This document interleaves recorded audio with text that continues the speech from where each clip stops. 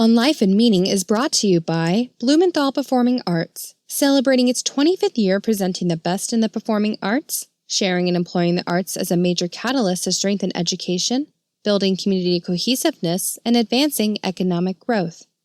Further support is provided by Foundation for the Carolinas, inspiring philanthropy and empowering individuals to create a better community. And by the Arts and Science Council, Charlotte-Mecklenburg's resource hub and lead advocate for the regional cultural community, providing culture for all.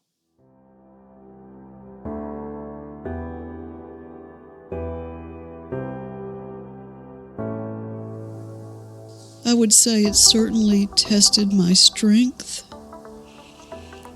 and endurance. And there have been times where I felt that I couldn't go on. Times when I had to draw back more and rest more in my off hours. But I've never doubted my calling. I've never doubted a holy presence in my work. I've never doubted the extraordinary gifts that have come for me and for RAIN itself. I've never doubted my faith.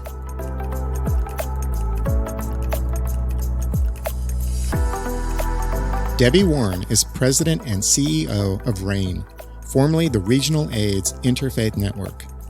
RAIN provides access to personalized care to individuals and their families who are living with HIV and associated chronic conditions so they may live healthier, fulfilled lives. Debbie founded RAIN in 1992. She is also a founding member of the North Carolina AIDS Action Network and has been active in state and national advocacy efforts on behalf of HIV patients.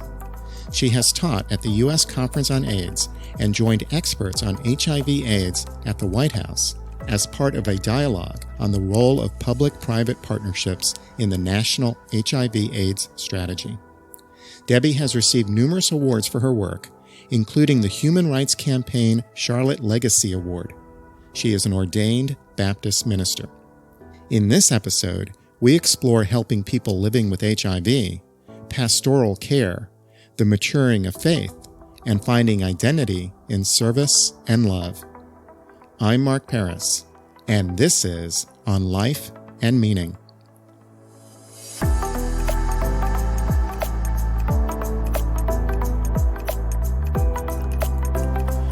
Debbie, welcome. Thank you, Mark. Debbie, what is RAIN? RAIN is HIV organization serving people living with HIV and those at risk here in Charlotte, North Carolina. We have been around for 26 years. We'll be 27 years old this fall. And we've evolved through the years from providing end-of-life care to now providing wonderful, holistic, supportive services such as case management, empowering positive youth, enrollment in the Affordable Care Act, support groups, mental health counseling, help with emergencies, helping people access their medications, a number of services to help people live healthy and live a very long time. The core program is medical case management. How does that work? Well, many physicians realize that their patients need more than medications. People come to us, they have lost something, they've lost someone, they have the emotional challenge of receiving HIV diagnosis, and they may have low literacy when it comes to understanding health. And so a medical case manager will make sure that the person receives the additional services other than medicine to help them overcome any barriers they might experience to staying in their medical care and living a healthy life, whether that's trying to find safe, affordable housing, work programs, substance abuse treatment, enrollment in a mental health program, enrollment in the programs that will assist people in obtaining their medications or other medication needs they may have. A case manager really oversees all of that to ensure that the person stays healthy. Is a case manager a volunteer or a staff member? A case manager is a staff member. We are largely driven now by the work of our dedicated staff members. It's quite different from our early formation when our service delivery was provided through volunteers, through care team volunteers, from many faith communities especially, who provided end-of-life companionship and practical support. In fact, Debbie, RAIN changed its name from the Regional AIDS Interfaith Network, which relied on volunteers from churches, to a staff model. That's right, to a staff model, and now we're simply called RAIN.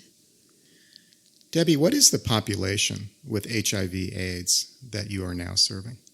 We largely see young people. We see a lot of young, gay, African-American men. Our program, EPI, Empowering Positive Youth, serves ages 13 to 24. We see predominantly ages 18 to 24, and I would say in that range. And this is a population that many people are seeing across the South in terms of bearing a disproportionate burden of HIV. Also, Mark, since HIV has been around a while now, people who were able to hold out until the new therapies came along, we have now senior adults living with HIV.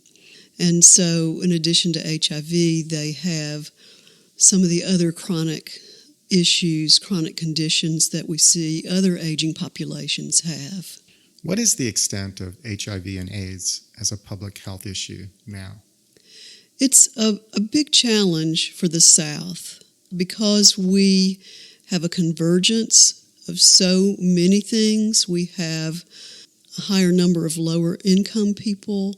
We have a larger number of people who are in that gap where they make too much money to receive Medicaid, but they can't afford the premiums for the Affordable Care Act. We see many of the things that the Leading on Opportunity Task Force has talked about, low literacy levels, challenges with housing, food insecurities, all these things, and the systemic racism and homophobia and stigmas, these things trickle down and unravel people's lives. And oftentimes in the unraveling, somebody will receive an HIV diagnosis.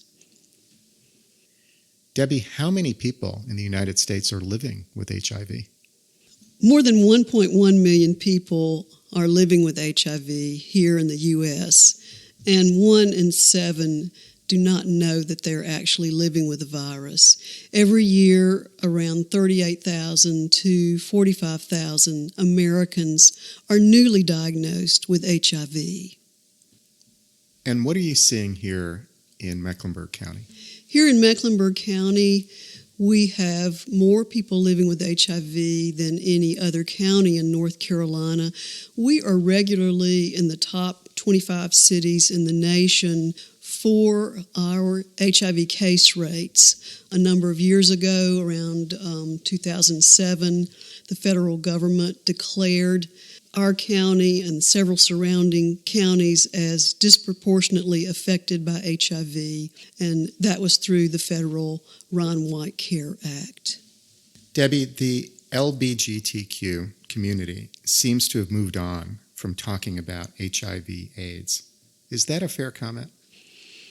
I would say some have. I would say certainly the driving focus for the past several years, it was around marriage equality and other issues of equality. We've certainly spent a good bit of time advocating for the transgender community and safety and access for the transgender community as well. We should, and it absolutely should be a priority.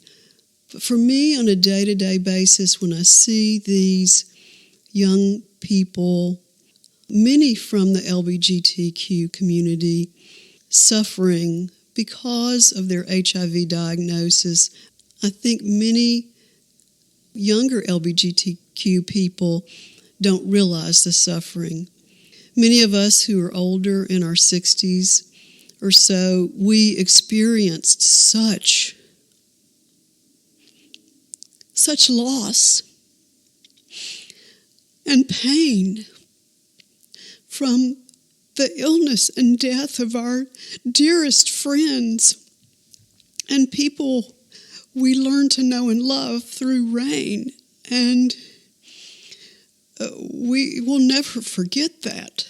And in some ways, we'll never get over it. But these are experiences that our younger LBGT community have never had and have lived in a time where equality has been the driving issue. Do you think the LGBTQ community has moved on from talking about HIV/AIDS in some ways to distance themselves from it being considered a gay disease? It's an interesting question. I think it still has to be connected back to stigma. Remember in the earlier days of the epidemic when we had so many incredible spokespeople who came out and said, I'm living with HIV and we ought to get involved and we ought to do this or that. And it's harder for many of these more vulnerable populations to do that. But I know there are many very strong people, well-educated, well-employed, living with HIV, and you'd never know it. You'd never know it. And I think that has to do with the stigma they continue to feel, and that continues to be prevalent in our community and in other communities. Debbie, when you share the statistics of how many people are living with HIV, we forget that those statistics are real people. We do forget those statistics are real people. In fact, I used to say that when I would go in and do my presentations in faith communities or community groups. Remember, these are mothers, fathers, sisters, brothers, uncles, colleagues. These are people you see who are helping you in various places in your day. And that's a very, very important reminder. With the LGBTQ community, less notably talking about HIV/AIDS as an issue, is there a constituency that has taken up the cause of HIV/AIDS? You know, it's a good reminder for me, Mark, because I learned a long time ago not to make a big blanket statement about one group or another. And so there are people in the LBGTQ community who continue to have fundraisers for us, who continue to coordinate AIDS Walk teams in their corporations, who continue to organize their friends and loved ones and come in and volunteer and do a number of things. We see a number of the employee affinity groups from all kinds of groups and corporations coming to help us now, coming to invite us in to their workplaces for lunch and learns, to learn about our work. We still have great support from many faith communities. And then wonderful, splendid, good-hearted volunteers of all kinds, straight and gay, who help out with Gay Bingo, who help us with our annual World AIDS Day luncheon, who give of themselves so generously. Debbie, you mentioned that HIV is particularly impacting people of color and people who have less financial means. Has there been acceptance within communities of color that HIV is impacting them to the degree that it is? I think the stigma of HIV is different in African American communities because of the correlation to being gay or bisexual.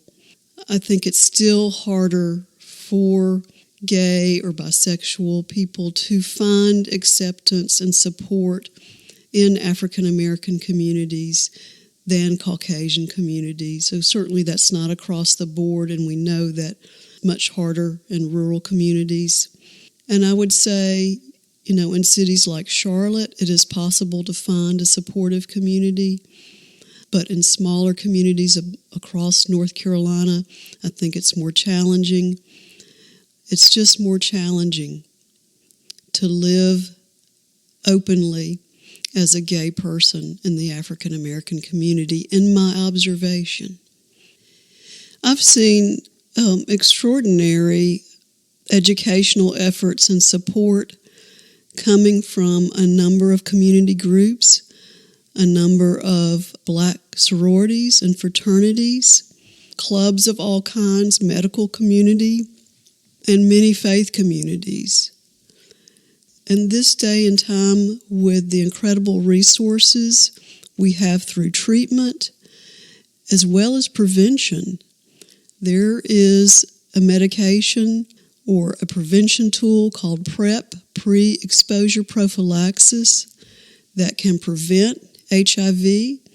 We can't do enough of this kind of education because we do find that people in the South have less awareness of these prevention tools like PrEP or post-exposure PEP, and we need people to know that these are available.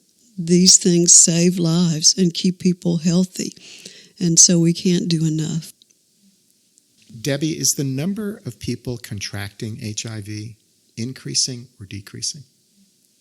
I know that in some years here in Mecklenburg County, our number of cases has been reduced, and I believe it's due to the fact that we have these medications now. People who are living with HIV, who are in treatment, and the amount of virus in their body becomes to an undetectable level, they will not transmit the virus to someone else.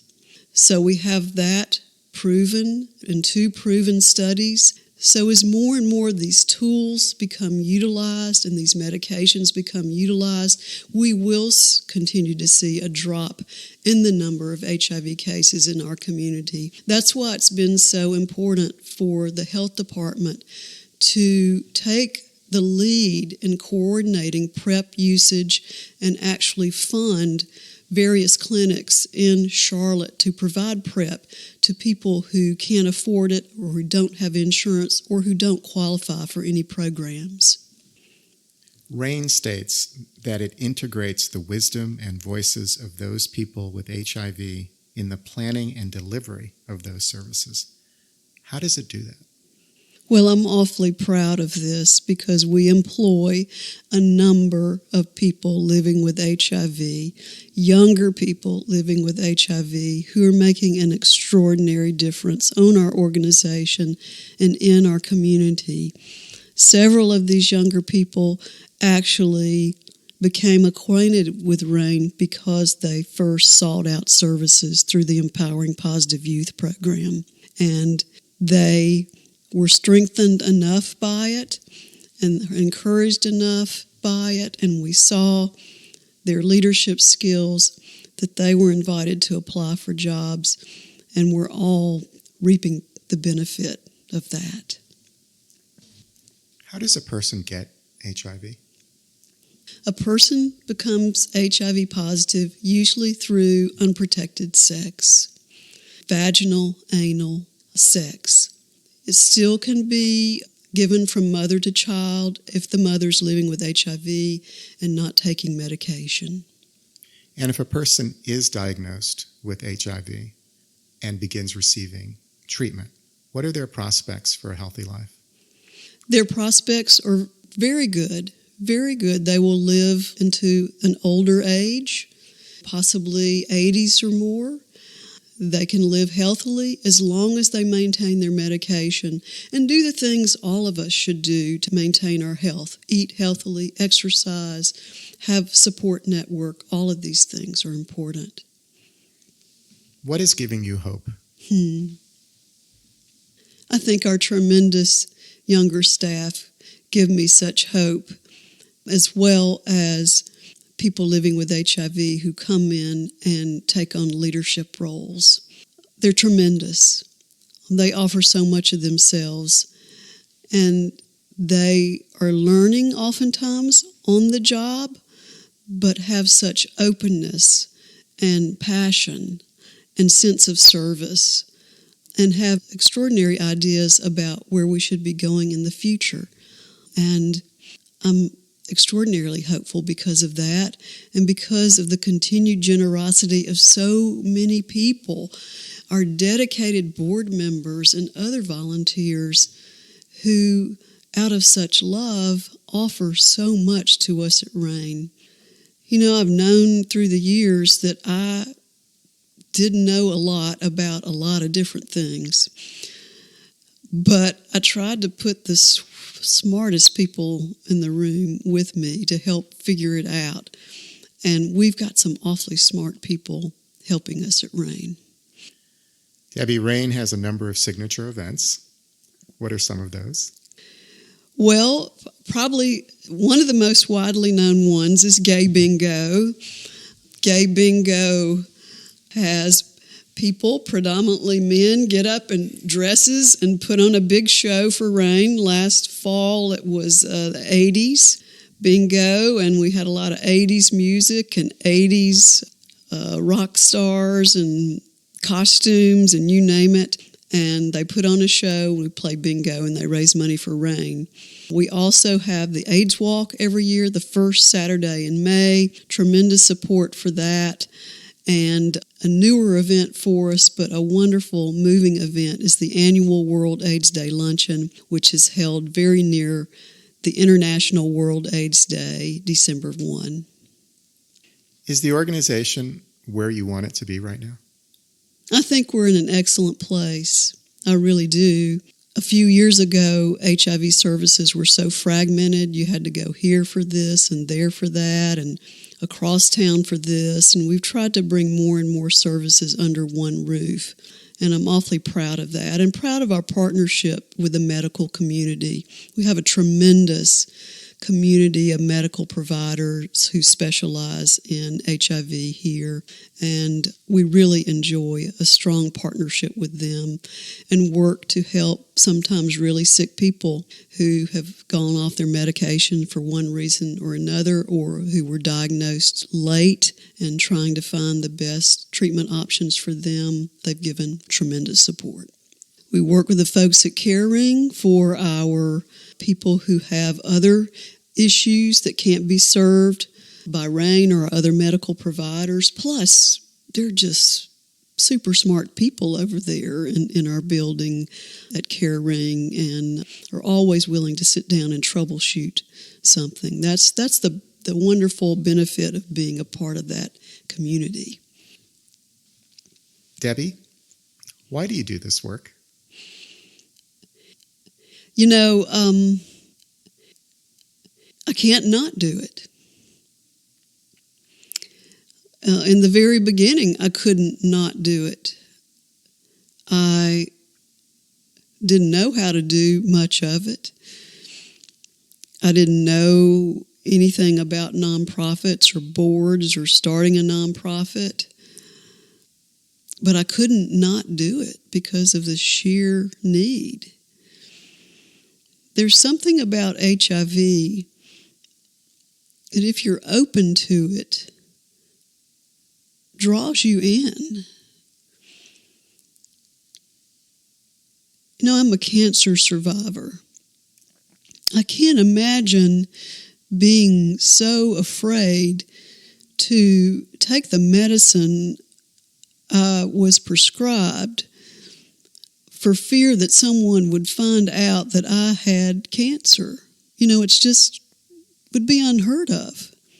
But yet it happens every day for people living with HIV or at risk. And how can you not be involved and try to help make that better so that people can live? There are many other people who could do the work and do the work, but why you?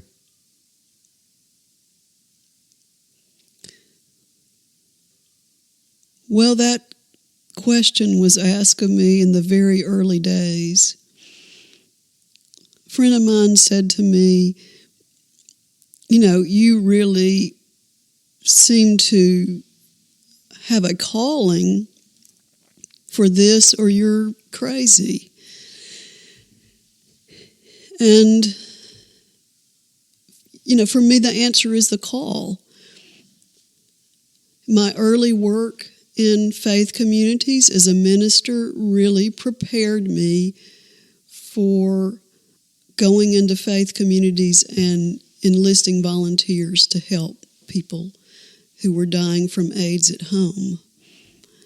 And it helped me be comfortable going into these various settings and speaking and talking about HIV, and also quoting some of the familiar texts that inspire us to service.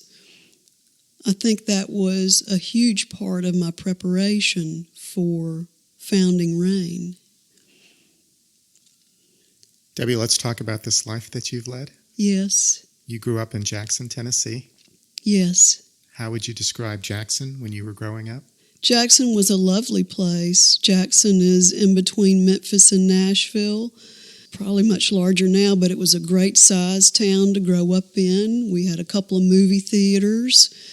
The church around the corner from us was very important to me, and I had very good times participating in the youth group there, doing lock-ins, choir trips, bus trips down the road to Opryland. It was a great place to grow up. You were an only child. I was an only child, but I wasn't spoiled. Debbie, your dad was a shoe repairman. Yes, he had his own shoe repair business in downtown Jackson. He hand-tooled leather for all the police officers. He made their belts and holsters for people who were getting married, for their bridesmaids and so forth. He dyed their shoes to match their dresses. He repaired shoes for people who might be challenged with one leg shorter than the other one. He made that even for them. And I would go up there after school and watch all that transpire. You spent time in the shop with him. I spent time in the shop. My mother also worked there, running the cash register and taking orders and so forth for a long period of time. And I would be up there after school reading my comic books. What do you remember about your dad? I remember my dad as a very gentle person, a very protective person. He also struggled with alcoholism to the point that he lost his business and lost his health and died at an early age. He died in his 50s as a result of health issues related to his alcoholism. But he was a lovely, sweet man who just could not overcome his disease. How did his disease and his early death affect you? I had to learn a lot about being an adult child of an alcoholic, and it was very helpful to me when books and support groups and that kind of thing came out about that. I learned some of the dysfunctional ways families operate as a result of alcoholism or other addictions, and things that just seemed normal to me, hiding things and secrecy and feelings that I had and difficulties letting down. And it was a wonderful awakening when I read and learned more and went to a support group for adult children of alcoholics. Do you think witnessing his disease gave you greater sensitivity to the work that you do now? I think no doubt it did.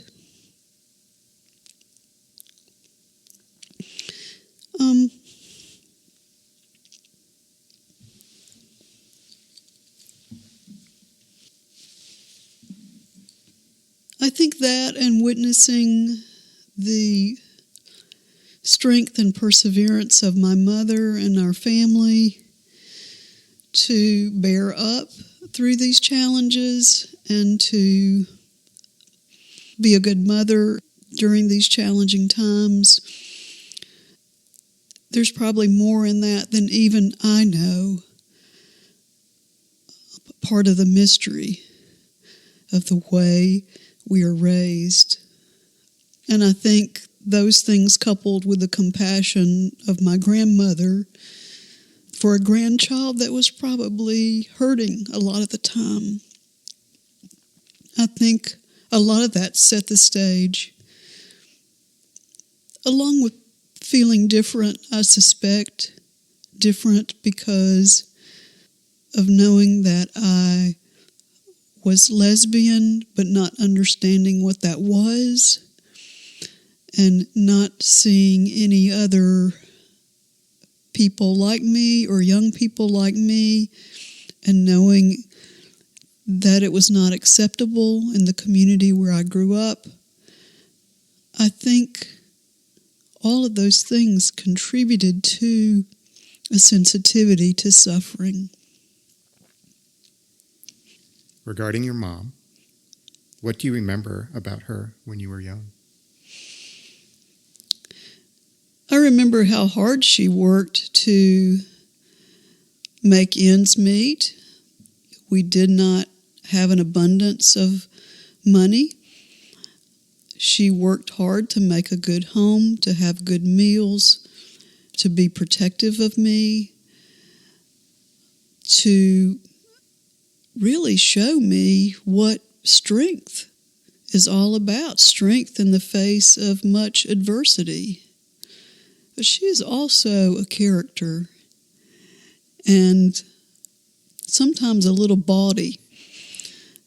And after she moved to Charlotte, when my stepfather died 6 years ago, she became famous for her Facebook beer post, Friday night beer post. And that's how a number of people know my mom, through Facebook and hoisting a glass on Friday night. So she's a lot of fun, and she's fiery as well. Your mom is 91 years old now. 91 years old. Mm-hmm. You mentioned another person, your grandmother. Yes. And she was instrumental in your life too. Yes, a strong person of faith, a hard worker. I remember my grandmother working up into her 70s, and she was very much a saving grace, I think, for me during those periods where so much attention focused on my father and his disease. She was the one who gave me the attention I think I really needed and helped guide me through that troubling time and really express such love and affection and devotion, really, in many ways. Debbie, you also mentioned your self-awareness of being a lesbian. Yes. When did that self-awareness dawn upon you? It's an interesting question because I really didn't understand. At first, I thought my development might be behind that of my peers, and that I didn't feel the excitement about the opposite sex and so forth that my peers felt. So I thought probably one day I will. And again, there were no role models, but this would have been even probably in elementary school. I didn't want to do the traditional girl things and girl activities. I wanted to do what the boys were doing. And I certainly wasn't interested in dolls.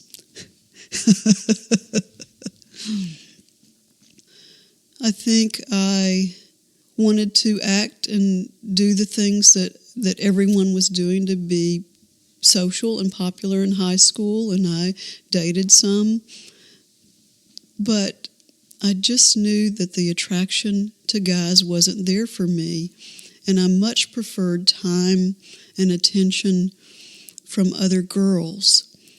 And then that only became stronger in college when I did have a couple of relationships, but it was very difficult because I was of my religious upbringing, very conservative, going to our faith community and hearing condemnation of gay people. And so it was very, very emotionally and psychologically difficult. Debbie, you attended West Jackson Baptist Church. What role did the church play in your life? It was an incredible place to be and to grow up, and the friends I had there were so important to me and really provided such comfort, not only for the challenges I was facing with my family, but also just fun and the opportunity to learn and grow and serve our community and enjoy deep friendships. It was really, really a key part of my life.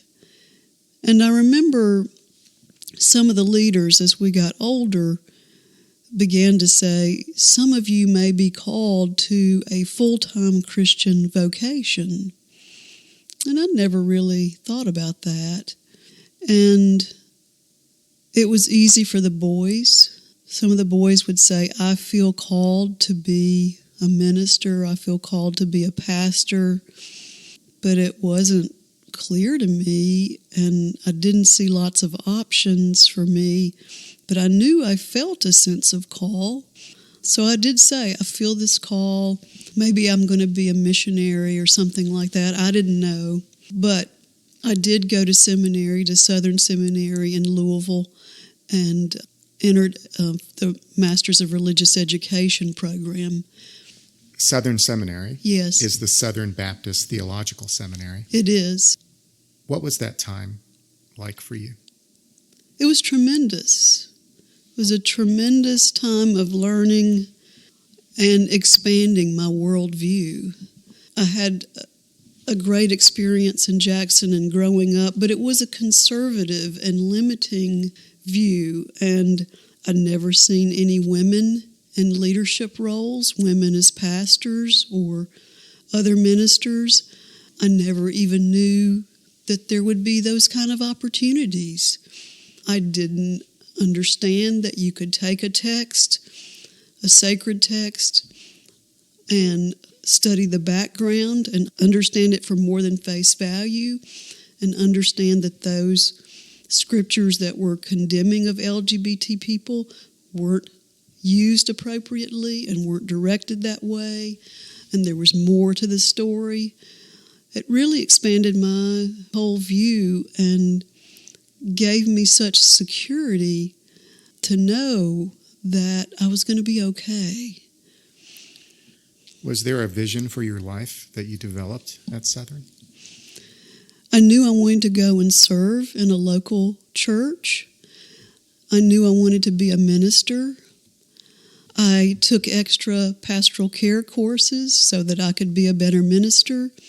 And I left seminary. I graduated with a job in South Carolina and went directly to my first church in 1980 and was ordained as a minister in 1982 and was really proud and really enjoyed my service. Debbie, during the early 1980s, during the period that you were ordained, people began contracting a new and unknown virus that was highly fatal. First, it was called GRID, or gay-related immune deficiency, and hundreds of people were dying. In 1982, the CDC renamed the disease AIDS. What do you remember about the early days and public reaction to AIDS? I remember the fear and the myths and the innuendos and the fear of contagion. I remember even going down into Atlanta. I had no acquaintances, LBGT acquaintances. I had no experience of any gay community anywhere. And I remember going into Atlanta where there was a large gay community and even thinking, should I be touching anything in this restaurant? Could I contract HIV from these salt and pepper shakers? You know, what do I need to be doing? It was the fear of contagion was so prevalent. And even when I started my work at RAIN, there was still a lot of fear that we had to do a lot of education around. Debbie, in the mid-1980s, in your early days of ministry, you began to come to terms with your sexuality. How did that come about? Well, I was working steadily and enjoying it, but I also, as humans do, became lonely and wanted a relationship. And so I began to date another woman secretly. And during that time, I really struggled with how I might manage all of this. I couldn't see any other gay people openly leading faith communities. I didn't want to be a scandal. I wasn't sure what to do. In that time period, I also moved to another faith community up closer to Charlotte, and I decided that I should try something else. It was very difficult because I had studied and trained to be a minister. I took such pride in being a minister, and I loved the people. I loved the young people that I worked with. I loved being there at these crucial times of life when someone lost a parent or a loved one, on helping with their memorial services and sometimes weddings. It was difficult to leave that. Debbie, you left the faith community that you were leading, but they didn't know why. I don't think so. When did you come out, and how was that received? It's a good question about coming out, and I'm not always sure exactly what that means. For me, it was a quieter coming out. It was more about getting acquainted with the Charlotte area gay community and meeting people for the first time, going to parties or events or dinners in people's homes. That was a quieter coming out for me. I think my biggest coming out was when I told my mother, and that would have been shortly after the time I started RAIN. I think up until that time, I still felt some unacceptance of myself. But when I told my mother, I could feel that lift, and I began to feel more normalcy. How did she receive the news? Well, she didn't receive it too well. She told me that the main thing I needed to do was find a husband. It was during the weekend visit. But before I left to come home, she told me, nothing was going to come between us. No matter how she felt about it, nothing was going to come between us. Now, it's interesting, after she moved here many years later, she came to know all these gay people, all my friends, and her gay hairstylist, and learned to use the proper language. This is so-and-so's partner. This is so-and-so's wife or husband. Debbie, you moved to Charlotte in 1992, Mm-hmm. and there were two men who changed your life. Who were they? Henry Finch and Jim Richards. Henry had actually been a minister in the Baptist church tradition as well and had come out as a gay man. He led early work in substance abuse here in Charlotte. Henry gave me an entree to the gay community. He introduced me to many people who helped RAIN, who helped us get our 501c3 status, helped with our board and so forth. And he and Jim Richards, were very active in early fundraisers and helping people at their bedside with their wills, offering pastoral care, counseling, and early formation of AIDS organizations. And they were very inspirational to me and models of how to serve in a challenging time. They both passed away from AIDS back around 1994, if I'm remembering correctly, 93, 94, 95. Jim passed first, and then Henry about a year or two later. Debbie, you've seen so many people with HIV and AIDS die, many people who were close to you. How do you manage the death of people you care for and love? I think you have to be very intentional, and you have to draw back and receive support for yourself. It's been good for me to have a good therapist, other strong supporters, strong friends. It's been vitally important to have times to debrief, times to get away, time to focus on other things, and time to reflect on the meaning of what you're doing.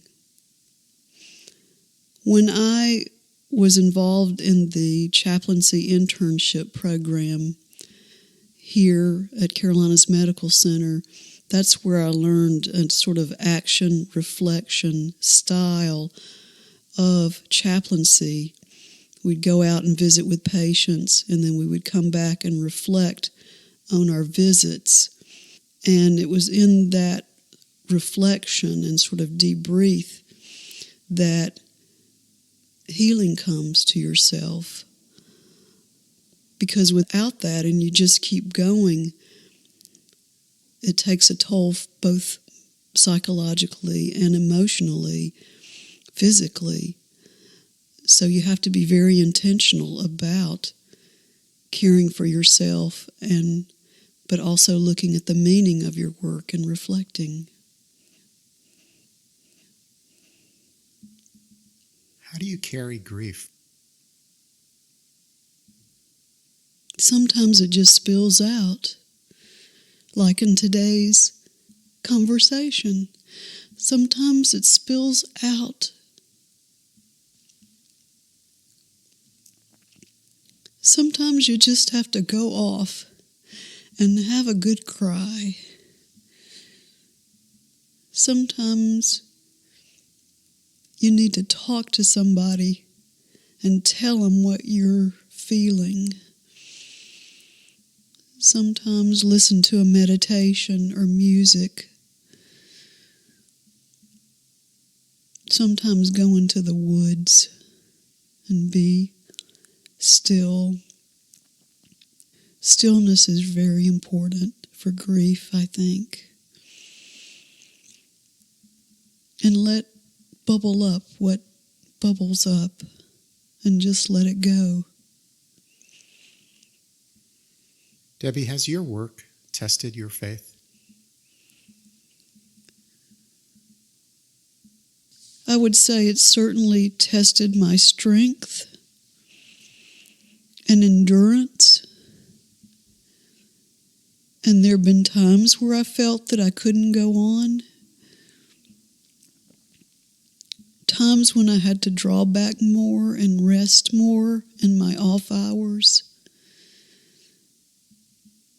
But I've never doubted my calling.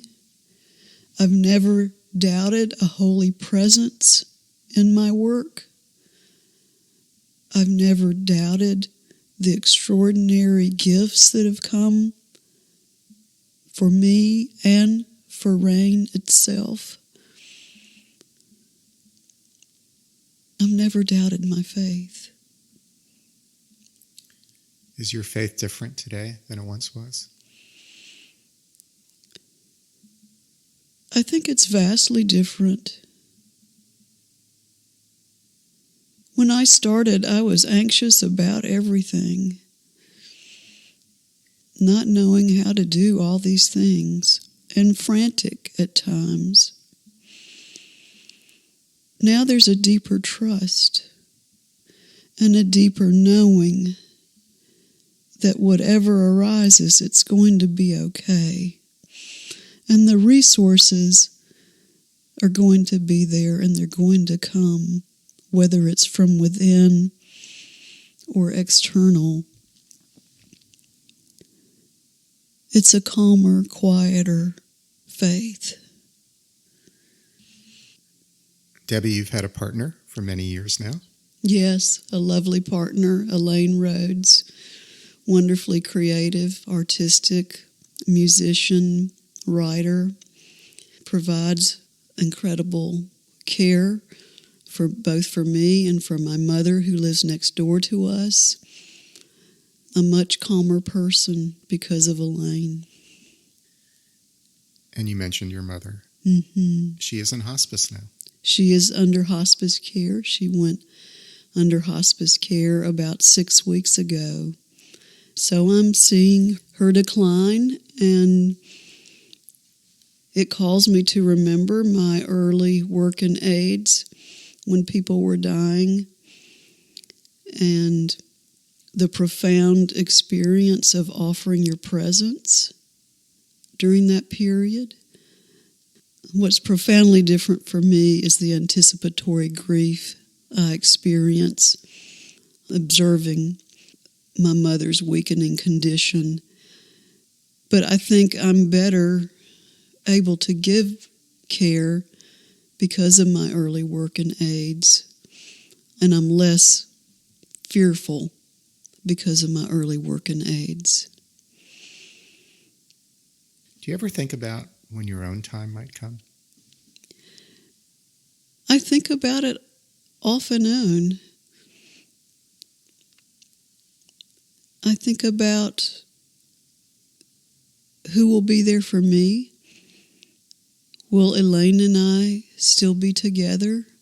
Will one of us precede the other in death? Will there be a circle of friends who care for me as we cared for people dying with AIDS? I trust that there will be. I trust that.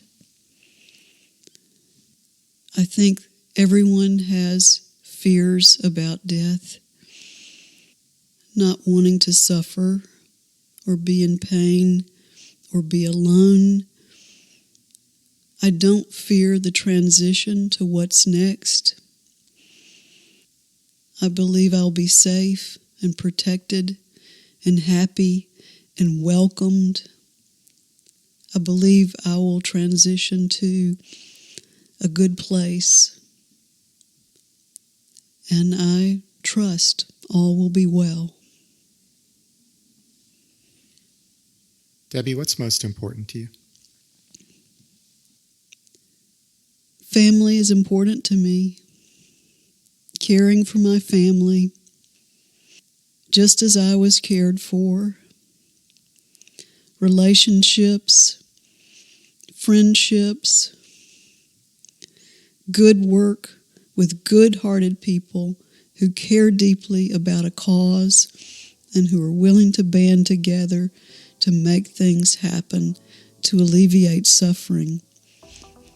These are the things that matter to me.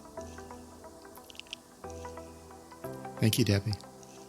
Thank you, Mark.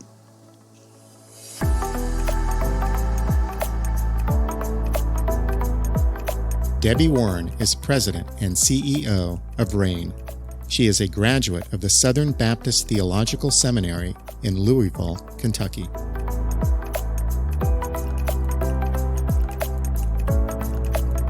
And now, A personal word. I came of age as a young man exactly when what would become the HIV/AIDS crisis emerged, and the years of my adult life since have tracked the evolution of the disease and our response as a nation. HIV/AIDS has exposed the worst and best of who we are. I went to college in the fall of 1981. I was 18 years old. I had the same desire then that I have now, wanting to do good work and wanting connection with someone I love who loves me. As I made my way on campus, I had intimate moments with classmates that did not lead to anything lasting, and meaningful moments in one relationship that would last throughout my college years. A U.S. government timeline of HIV/AIDS reports these facts. In June 1981, the U.S. Centers for Disease Control and Prevention, the CDC, published a report describing cases of a rare lung infection, pneumocystis pneumonia, in 5 young, previously healthy gay men in Los Angeles. They developed other unusual infections as well, indicating that their immune systems were not working.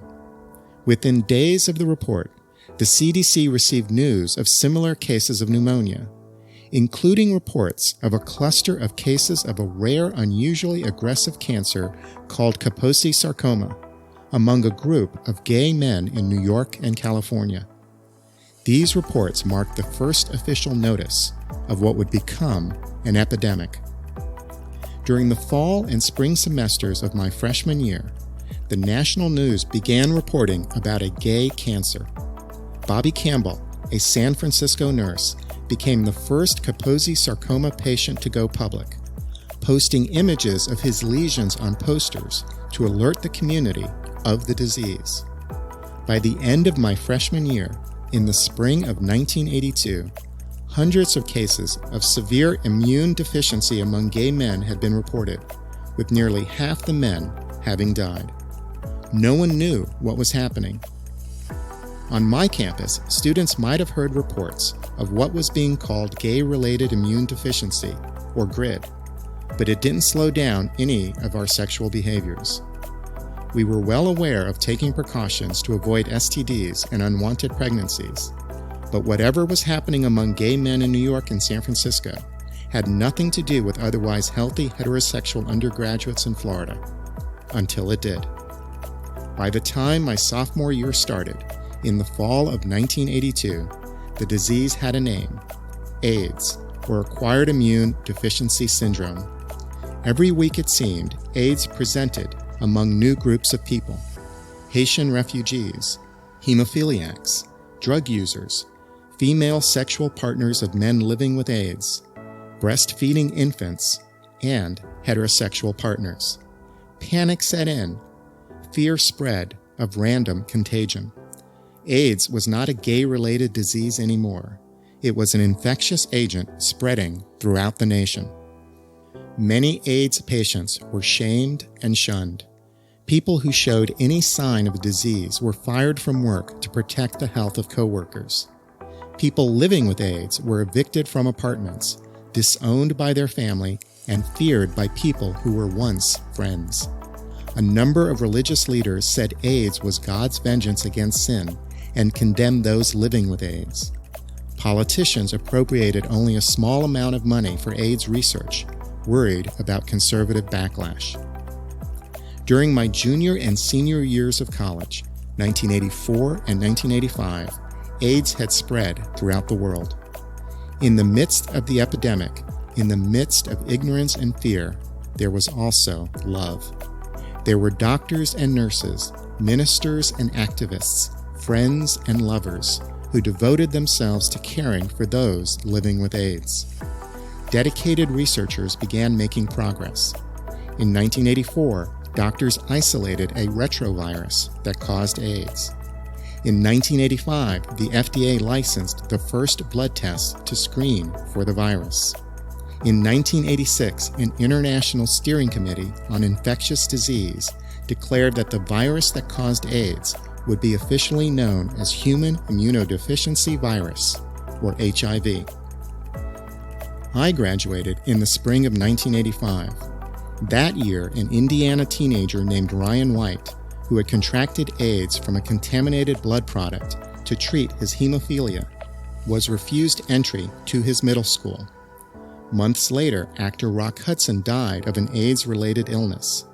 It was only then that President Reagan mentioned AIDS for the first time.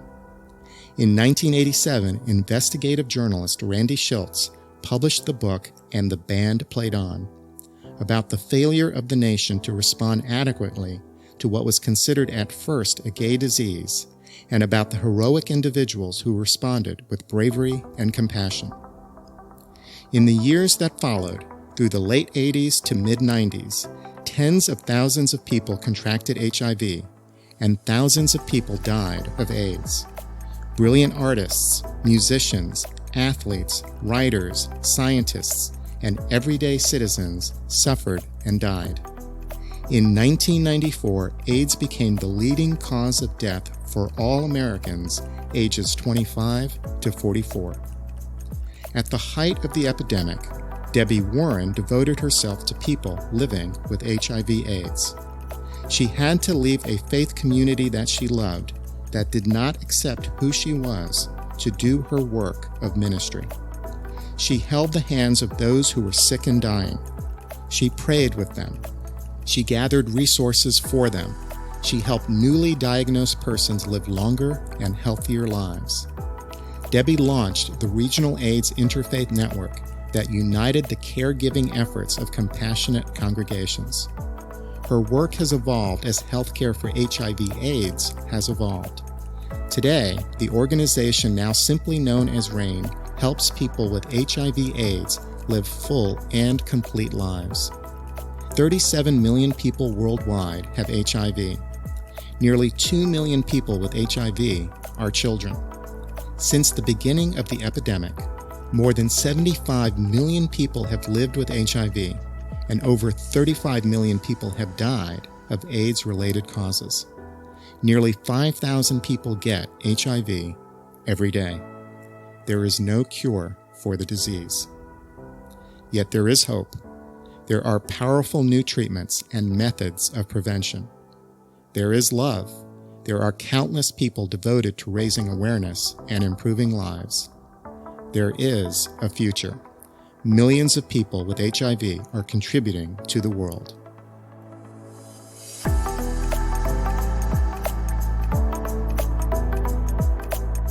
This is Mark Paris, and you've been listening to On Life and Meaning. Additional support for this podcast is provided by the UNC College of Arts and Architecture, celebrating a decade of creative education in the arts and design. Thank you to our funding partners, and to my teammates, Andy Go, producer of the show, and to Chris Curriton, art and media director. This is how you can help. Please write a review on iTunes. It helps us grow our audience. Follow us on Facebook and Twitter. We'd love to hear what you think about the show. And become a patron. We are on Patreon, a crowdsourcing platform that allows you to support what you value at a level you choose. Visit us also on our website, onlifeandmeaning.com. Thank you for listening.